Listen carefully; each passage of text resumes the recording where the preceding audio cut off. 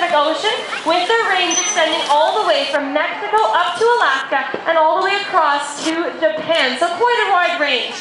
And you may have an opportunity to see these dolphins showing off just how acrobatic they can absolutely be. Now our dolphins, just like other marine mammals in the ocean, know firsthand just how dangerous the waters can be.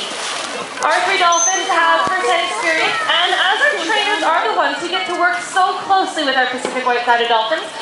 Charlotte, as someone who gets to see them, can you tell us a bit more about their incredible story of survival?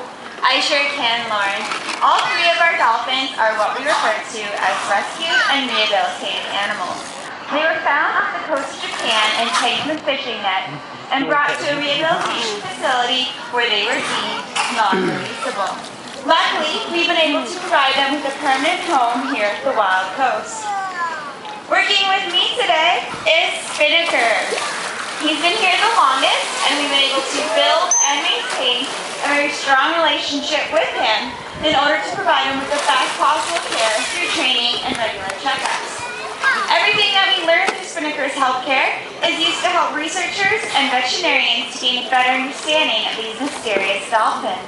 In fact, every day that we spend with Spinnaker, Helen, and Hannah reveals more information about their species as well as their individual personalities, which, believe it or not, are just as different as you and I.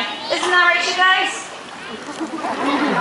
But most of all, Spinnaker, Helen, and Hannah remind us every day that nets can pose a serious threat to dolphins all over the world. Thanks so much, Charlotte. And together with researchers, we're trying to better understand the dangers that dolphins face in the oceans and new ways that we can discover in order to protect them. Now, in order to do all this research, we need to first of all review what we know about dolphins, and we know that they do travel in groups. They'll hang out in groups as small as 2 to 3 individuals, or sometimes as groups as large as 2,000 individuals, which is pretty incredible. Not only do they hang out in groups, they also travel in groups together, and sometimes they reach incredible speeds of like 35 kilometers an hour. That's about 28 miles per hour, which is pretty quick, as you can imagine them zipping through the ocean. Now if you have a look right here, both underwater and above, you're going to have a chance to see just how fast Pacific white-sided dolphins can go.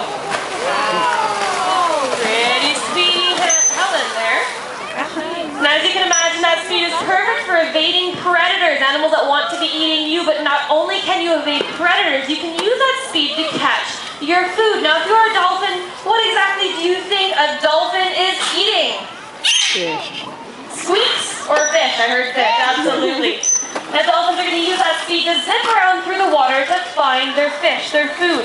And we know that the oceans are teeming with life, and the deeper you go, the darker you get. So imagine for a second what it would be like to be a Pacific white-sided dolphin. How exactly are they finding their food in this deep, dark abyss? Well, in fact, dolphins have a very unique ability to send sound out into the water. It's animal sonar, also called echolocation. Now, so listen carefully. You're having a chance to see exactly what that sounds like. These are the clicks produced by Pacific white-sided dolphins during echolocation. Now what happens is they send those sounds out into the water and they listen for the echoes that are coming back to them. By using these clicks, they're able to form an underwater image of their surrounding world. And through research, we know that a dolphin's sense of echolocation is incredibly accurate. Yet somehow, over 800 whales, porpoises, and dolphins are still entangled in fishing nets every single day. Now, very often these animals are caught by accident or bycatch, and they just happen to be around the fish that those nets are targeting. Well, what we're doing here at the aquarium and what we've been involved in for the past 2 years is trying to better understand why dolphins are becoming entrapped in nets. Now right here we have Charlotte working with Hannah, and she's going to demonstrate how we use these gelatin eye cups that we're holding. Now we would place them on the dolphin's body so that they could get used to the feel of these eye cups, and very gradually we would work them up until we could actually cover the dolphin's eyes with them doing it voluntarily. We would then cover both eyes of the dolphin and ask them to swim through the habitat, listening to the sounds that they are producing with underwater hydrophones. Through this research, what we're hoping to do is gain a better understanding of why dolphins are becoming entangled in fishing nets in the first place and what exactly we can do to help them. What's really incredible about this research is we're able to do it here at the aquarium, and it's just not possible to do in the ocean. As you can imagine, going up to dolphins in the ocean and saying, "Excuse me, could you please put these eye cups on? We're trying to help you." Doesn't quite work that way. Now, through research, we have learned that dolphins use sound like echolocation to find their food. And we know that they are incredibly energetic, acrobatic, as you are seeing demonstrated here by our 3 dolphins right now. We also know that they use sound to communicate with each other because they're incredibly social creatures. And they can use that sound to cover huge distances. Now, not only can they use sound over distances, but you can hear it even when you're close to these animals. And to give you an idea